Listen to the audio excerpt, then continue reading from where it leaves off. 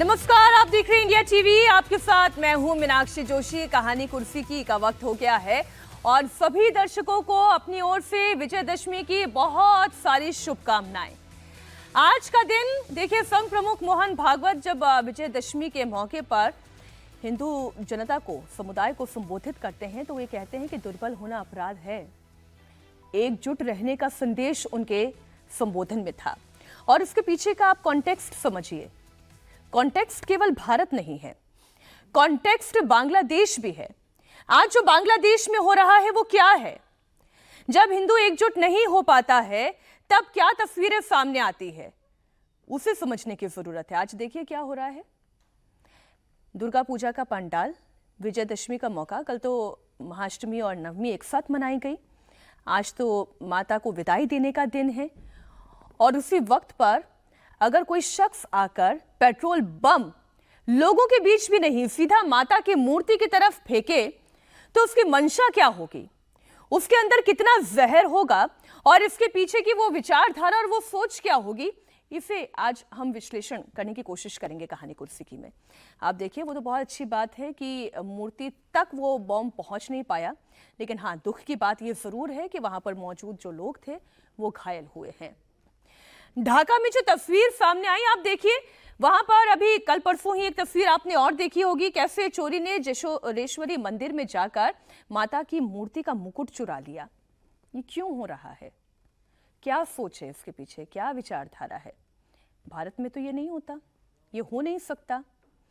मैं आपको आंकड़े भी बताऊंगी आगे जब चर्चा शुरू होती है कि कैसे धीरे धीरे पाकिस्तान और बांग्लादेश, हमारे दो पड़ोसी मुल्कों में हिंदुओं की आबादी निरंतर घटती जा रही है। घटते घटते 1.5% पर आ गई है। कितनी थी 1947 में? पाकिस्तान में आबादी हिंदुओं की 15% थी, आज 1.6% रह गई है। बांग्लादेश में भी कुछ वही हाल है। इससे बात विजयदशमी की होगी, बात हिंदू कंसोलिडेशन की होगी। हिंदू कंसोलिडेशन के अगेंस्ट जो मुस्लिम कंसोलिडेशन होता है, जो ओवैसी ब्रांड ऑफ पॉलिटिक्स है, वो कैसे धीरे धीरे कांग्रेस ब्रांड ऑफ पॉलिटिक्स बनती जा रही है, इस पर हम तफसील से बात करेंगे। लेकिन शुरुआत हिंदुओं को जाति में बांटने की और मुसलमानों की एक कंसोलिडेशन की। चारों खास मेहमान हमारे साथ जुड़े हुए हैं, हर्षवर्धन त्रिपाठी जी, विजय त्रिवेदी जी, अवधेश कुमार जी, समीर चौंगावकर जी। मेरी ओर से विजयदशमी की बहुत सारी शुभकामनाएं आप सभी के लिए। विजय जी, तस्वीर जो हम देख रहे हैं, बांग्लादेश में अब दशहरा कैसे होगा, कैसे मनाएंगे हिंदू? एक जमात की विचारधारा ही तो है इसके पीछे कि हिंदू घटते जा रहे हैं, पर्व मनाना मुश्किल हो गया है। मीनाक्षी जी, मसला विजयदशमी का नहीं है। बांग्लादेश में पिछले लंबे समय से जो चल रहा है और वहाँ पर जो अल्पसंख्यक हैं, हिंदू हैं, उनको लेकर जिस तरह का माहौल वहाँ बना है, कट्टरपंथी जो लोग हैं वो लगातार हमले कर रहे हैं। आपने देखा होगा बहुत सारी घटनाएं हुई हैं और उसी का एक हिस्सा मैं इसको मानता हूँ कि इसके लिए मैं बहुत कोई आश्चर्य नहीं करता, क्योंकि वहाँ जिस तरह से माहौल बनता जा रहा है, एक नेगेटिव जो है भावना कहना चाहिए वो बन रही है, तो उस पर किस तरह से काम हो। मुश्किल क्या है कि वहाँ पर जो सरकार है वो भी उसको भले ही बढ़ावा नहीं दे रही हो, लेकिन संरक्षण तो दे रही है। अब उस संरक्षण में भारत संरक्षण देना लेकिन बढ़ावा देने जैसा ही नहीं है। मतलब ये कहना कि भाई वो उसको प्रमोट कर रहे हैं, नहीं कर रहे हैं, ये नहीं कह सकते ना आप। लेकिन क्या उनके खिलाफ कोई सख्त कार्रवाई हो रही है? वो दिखाई नहीं दे रही। तो उस तरह से मैं कह रहा हूँ कि उनका संरक्षण तो है ही। अब इसमें भारत सरकार की क्या भूमिका हो सकती है, भारत किस तरह से उस पर काम कर सकता है, और भारत के जो लोग हैं, क्योंकि अक्सर अभी हम लोग देख रहे हैं पिछले काफ़ी समय से कि जब भी बांग्लादेश हिंदुओं की बात होती है तो एक अलग तरीके का माहौल बनता है और उस पर बड़ी चर्चा हुई है। फिर हम जो CAA को लेकर बात करते हैं, उसमें भी बहुत विवाद काफ़ी लंबे समय तक चला कि किस तरह से जो नागरिकता संशोधन अधिनियम है, उसके बाद हमारे जितने पीड़ित धार्मिक आधार पर पीड़ित हिंदू हैं उनको भारत में लाने को लेकर कोई बात हुई।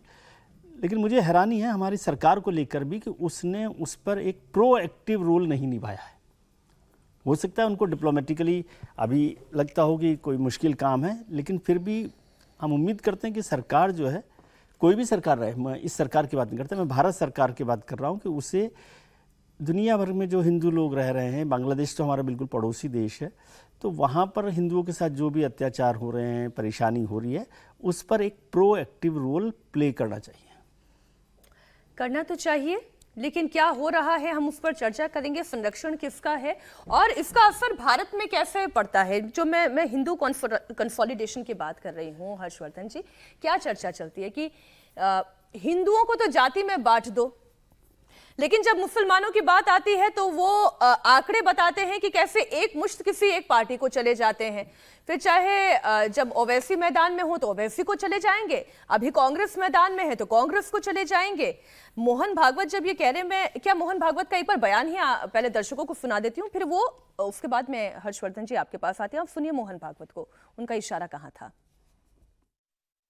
भारत आगे बढ़ रहा है, लेकिन भारत आगे न बढ़े ऐसा चाहने वाली शक्तियां भी दुनिया में है, जिनके निहित स्वार्थ मार खाते हैं भारत के प्रमुखत्व के कारण। वो अपेक्षा तो यही है कि उनका विरोध होगा, तरह तरह की चालें वो चलेंगे, भारत को दबाने का, एक विशिष्ट मर्यादा के अंदर ही बढ़ने देने का प्रयास करेंगे। वैसा हो भी रहा है, क्योंकि आखिर अभी तक भारत छोड़कर बाकी विश्व ने अपने स्वार्थ की बलि देकर भी दुनिया को बड़ा करने का मार्ग पकड़ा नहीं है। हम ये करते हैं, आज भी कर रहे हैं, सबको मदद करते हैं। हमारी शत्रुता करने वालों को भी आवश्यकता में मदद करने वाले हम हैं। शांति रहे इसलिए अपने हितों का बलिदान भी हमने कई बार किया है और करते हैं। ऐसा स्वभाव दुनिया में नहीं है, और इसलिए भारत आगे बढ़ रहा है या कोई भी देश आगे बढ़ रहा है, कल चल के हमारा स्पर्धक बनेगा ऐसा डर जिनको लगता है, वो उस देश में तरह तरह के उत्पाद करने में कम नहीं करते। भाषा तो विश्व बंधुत्व की होती है, परंतु वो वहां तक ही है। अपने निहित स्वार्थ ठीक रहने चाहिए, अपनी सुरक्षा को धक्का नहीं लगना चाहिए। ये जब मोहन भागवत कहते हैं अपनी सुरक्षा को धक्का नहीं लगना चाहिए, तो इसका क्या अर्थ है हर्षवर्धन जी? देखिए, मुझे लगता है कि कोई मतलब घुमा फिरा कर बात आज राष्ट्रीय स्वयंसेवक संघ के सरसंघचालक डॉक्टर मोहन भागवत ने नहीं की है। मैं शुरुआत जरा यहाँ से करूँगा। लंबे समय से कि चर्चा, या उसको आप कुछ अफवाह कह लें, कुछ सच कह लें, या कुछ कह लें अर्ध सत्य जैसा, ये चलाने की कोशिश हो रही थी कि ये जो केंद्र की सरकार है, नरेंद्र मोदी, जो खुद एक प्रचारक रहे, यानी पूर्णकालिक रहे, जैसे मोहन भागवत जी हैं, ऐसे ही एक समय में वो भी थे। मोहन भागवत जी उस क्रम में पहुंचते हुए सरसंघ चालक बन गए, वो एक जगह से निकलकर भारतीय जनता पार्टी में आ गया और आज प्रधानमंत्री हैं। ये फर्क इतना ही, दोनों लोग मूलतः स्वयंसेवक हैं और स्वयंसेवक में भी पूर्णकालिक प्रचारक हैं। तो जो एक दोनों के बीच में किसी तरह के भेद की बात कही जा रही थी, वो तो बड़ी स्पष्टता से एक अलग हुई। दूसरा, पिछले कुछ समय में चाहे नरेंद्र मोदी हो या फिर अभी विजयादशमी उद्बोधन, वैसे तो हम लोग अलग अलग समय पर सरसंघ चालक की बातचीत जो जहां भी होती है, स्वयंसेवक के साथ हो या किसी सार्वजनिक कार्यक्रम में, उसकी चर्चा करते हैं। लेकिन आज का महत्वपूर्ण होता है, ये हर स्वयंसेवक के लिए एक पाथेय है, यानी उनको समझ में आएगा कि अच्छा हमें कैसे बात करनी है। ये कल की शाखा में, कल के बाद जितने मिलन होंगे, जितनी, तो उसमें इसी से बात शुरू होगी। जो बौद्धिक आगे देने आएंगे संघ के लोग, वो इसी से निकालकर इसमें की 4 लाइनें निकालेंगे, फिर और उसको आगे बढ़ाएंगे। वो मूल क्या है? मूल एक लाइन का है, हिंदू एकजुट रहे, और सिर्फ एकजुट नहीं रहे, शक्तिशाली होना पड़ेगा। क्योंकि अगर आप शक्तिशाली नहीं हैं तो आपको कोई पूछने वाला नहीं है। और बांग्लादेश का जिक्र करते हुए उन्होंने कहा कि जब एकजुट होकर प्रतिकार किया तो अत्याचार बंद हो गया।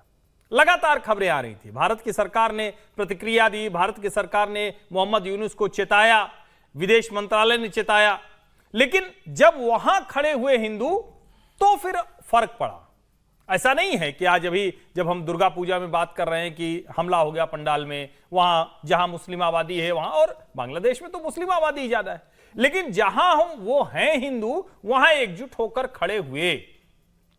मोहन भागवत बिना किसी शब्द को बचाए, और इसकी बड़ी आवश्यकता थी, क्योंकि हिंदू को भी बीच बीच में लगता है ना कि अच्छा कहीं ऐसा तो नहीं है कि पॉलिटिकल नारों में कहीं हमारा जो हिंदू आइडेंटिटी वाला मसला है वो पीछे जा रहा हो। तो एक तो वो बड़ी स्पष्टता से आया। दूसरा, जब वो कहते हैं कि भाई दुनिया में जो कुछ चल रहा है, तो चल रहा है मतलब क्या है? बांग्लादेश में जो कुछ हुआ उसमें कहा जाता है कि जिसका उन्होंने 3 शब्दों का इस्तेमाल किया, डीप स्टेट, वोकिज्म और कल्चरल मार्क्सिज्म, ये तीनों मिलाकर क्या है? तो कहते हैं एक लाइन में समझना हो तो यह है कि हमारी स्थापित परंपरा, मान्यता, सभ्यता, संस्कृति के खिलाफ जो आपको तैयार करे, यानी हम जो हैं उसको हीन भावना से भर दे। भाई हम तिलक लगाते हैं हिंदू होकर, ना तिलक लगाना तो बड़ा बेकार है भाई। अच्छा हम पूजा करते हैं, ना अरे ये क्या हुआ, पूजा उजा क्या है, कर्मकांड करते हो, फालतू की बात है। अच्छा रक्षा बांधते हैं, कलावा बांधते हैं, अरे ये कैसे हो सकता है, आप प्रोफेशनल नहीं है क्या? आपको वर्क कल्चर का, प्रोफेशनल वर्क कल्चर का अंदाजा नहीं क्या? आज उस पर डॉक्टर मोहन भागवत ने बहुत सलीके से, एक तरह से कहें कि फिर से हिंदुओं को समझाया। और जब वो ये समझा रहे थे तो उन्होंने अपने घर के संस्कार भी दुरुस्त करने की बात कही।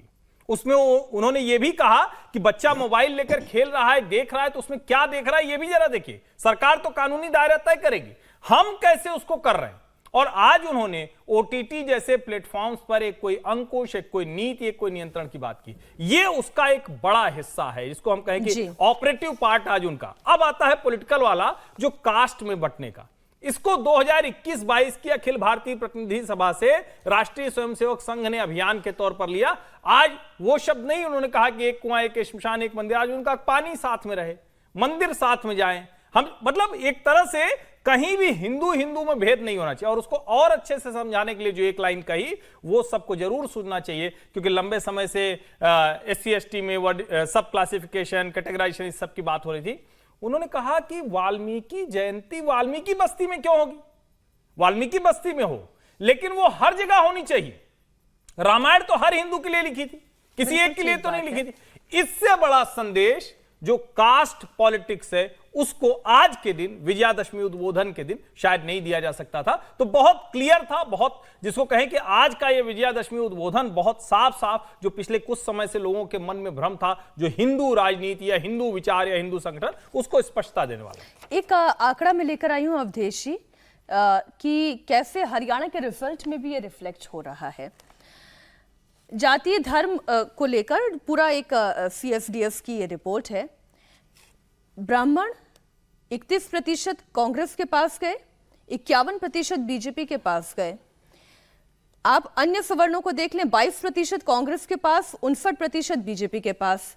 पंजाबी खत्री मेजर चंक जो है 68% वो बीजेपी के पास गया, 8% कांग्रेस और बाकी अन्य में बट गया। ठीक इसी तरीके से जाट को देख लें, गुर्जर देख लें। लेकिन तभी आप जैसे ही मुसलमान की बात करेंगे, ये देखिए आंकड़ा 59% कांग्रेस के पास है, बीजेपी 7%। मुसलमान वोट तो कहीं नहीं बटा, उसे पता है कि मुझे कहां जाना है, कंसोलिडेट रहना है। प्रधानमंत्री नरेंद्र मोदी यही तो कह रहे थे कि ओबीसी तो इसमें भी है, जातियां तो इसमें भी है, लेकिन सब हिंदू जाति में ही क्यों छिद्रान्वेषण करने में लगे रहते हैं? ये तो अत्यंत गंभीर प्रश्न है और इसका उत्तर देना भी कठिन है। लेकिन चाहे प्रधानमंत्री जी ने जो भाषण दिया और डॉक्टर मोहन भागवत जी ने जो बोला, जो आपके आंकड़े हैं और जो कुछ हम देश में देख रहे हैं, इन चारों को मिलाकर इसका उत्तर तलाशना पड़ेगा। ये एक मनई स्थिति है कि मुसलमान को तो एक मुसलमान मान के हम बात करते हैं, लेकिन हिंदू आते ही हमने देखा ब्राह्मण इतना, क्षत्रिय इतना, खत्री इतना, दलित इतना, ये होते ही हम खुद ही इसको बांटते हैं। और समाज की एक स्थिति भी बनी हुई है, जो आज डॉक्टर मोहन भागवत जी ने जिन खतरों को बताया, एक तो उसमें यह था कि पहले देश का एक आत्मविश्वास पैदा करना है कि देश किस दिशा में जा रहा है, कहां पहुंच रहा है, दुनिया में कहां खड़ा, आर्थिक दृष्टि से संपन्न है, वैज्ञानिक दृष्टि से हम उन्नति की ओर है, हमारी जो है रक्षा व्यवस्था उन्नत हो रही है। ये सारी चीजें ठीक है, लेकिन उस पर नहीं बोल के जो खतरे हैं कुछ, उस पर इंगित करूंगा। जहां वो पहले बांग्लादेश पर आए और बांग्लादेश में जो अभी हर्षवर्धन जी ने आपने चर्चा की, उसमें उन्होंने कहा कि अब वहां हो रहा है कि पाकिस्तान में मिला दो इसको। तो ये खतरे कैसे हैं?